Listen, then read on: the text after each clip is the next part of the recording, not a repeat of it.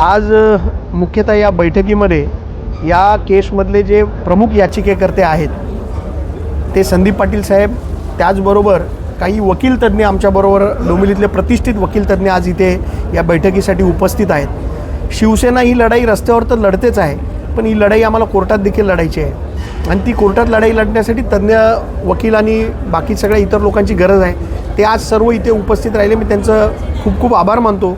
आणि ही लढाई एकदम आज या भूमिकेत आम्ही आहोत की लढाई रस्त्यावर तर लढणारच आहे, पण ही सुप्रीम कोर्टापर्यंत आम्ही लढाई घेऊन जाणार आहे। एक डोंबिवलीमध्ये याच विषयावरती एक भव्य मोर्चा काढण्याचं नियोजन आज आम्ही जाहीर केलेलं आहे। तारीख लवकरच आपल्याला आम्ही निश्चित करून तारीख सांगू।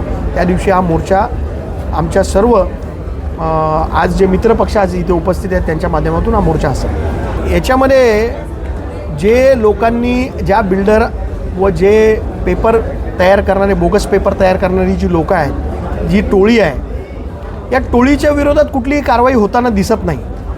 तर प्रथमतः आमचं म्हणणं तेच आहे आणि याचिकाकर्त्यांचं पण म्हणणं तेच आहे की ज्यांनी पेपर तयार केले ह्याच्यामध्ये बघा, KDMCचे नकली प्लॅन पास तर आहेतच, रेव्हेन्यू डिपार्टमेंटचा सातबारा देखील आहे आणि मोजणी डिपार्टमेंटचा मोजणी नकाशा देखील याच्यामध्ये आहे। म्हणजे सरकारी यंत्रणेचा किती गैरवापर या गोष्टींमध्ये झाला आहे। तीन डिपार्टमेंट, KDMC, रेव्हेन्यू डिपार्टमेंट व मोजणी डिपार्टमेंट, या तिन्ही डिपार्टमेंटचे बोगस पेपर याच्यामध्ये जोडलेले आहेत। त्याच्यानंतर हा प्लॅन रेरामध्ये दाखल केलेला आहे। तर हे जे बोगस पेपर तयार करणारे लोक आहे, आजची धक्कादायक माहिती अशी आहे की या ज्या 65 इमारती आहेत यांच्या या याचिकेच्या विरोधात कोर्टात जाण्यासाठी प्रत्येक इमारतीकडनं 2.5 लाख रुपये वर्गणी गोळा केली गेली आणि ती पण या नागरिकांकडूनच पैसे गोळा केले गेले आणि ते याचिका करण्यासाठी जवळजवळ 1.5 कोटी रुपये या लोकांनी ही निर्णय आल्यानंतर जमा केले। म्हणजे यांची हिंमत बघा किती आहे आणि यांची मुजोरी बघा किती आहे। आत्ताही ते लोकांची फसवणूक केलेली आहे,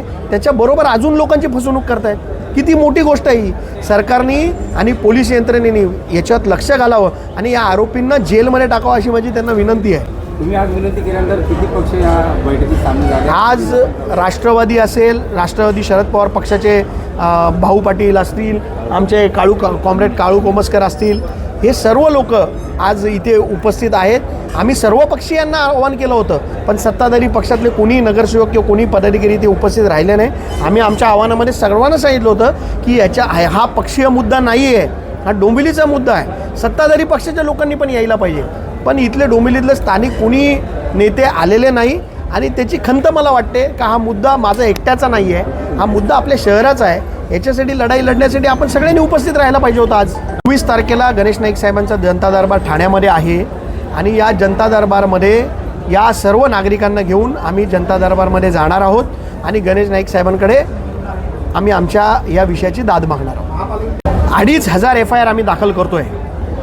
या जे नकली पेपर बनवणारे लोक आहेत यांच्यावरती उद्यापासनं तिन्ही police station, Ramnagar, Vishnunagar, 4 police स्टेशनमध्ये, प्रत्येक पोलीस स्टेशनमध्ये आम्ही यांच्या विरोधात गुन्हे दाखल करण्यासाठी अर्ज उद्यापासून दाखल करायला सुरू करतो आहे आणि 2,500 अर्ज आम्ही या 4 पोलीस स्टेशनमध्ये दाखल करणार आहे। महाराष्ट्र शासनाने ह्याच्यावरती एक जी रिव्ह्यू पेटिशन असते, रिलीफ पेटिशन बोलतो आपण त्याला, अशी कॅम्पाकोला एक इमारत होती मुंबईमध्ये, ज्या इमारतीवरती तोडक कारवाई झाली होती। कॅम्पाकोलाचा प्रकरण आपल्याला सगळ्यांना माहिती असेल, जुनं प्रकरण आहे।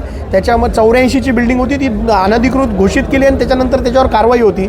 त्या प्रकरणामध्ये महाराष्ट्र शासनाने एक रिलीफ पेटिशन दाखल केली होती आणि या लोकांना 6 महिन्यासाठी रिलीफ दिला होता। त्याच्यानंतर त्या बिल्डिंग रेग्युलराईज झाल्या होत्या।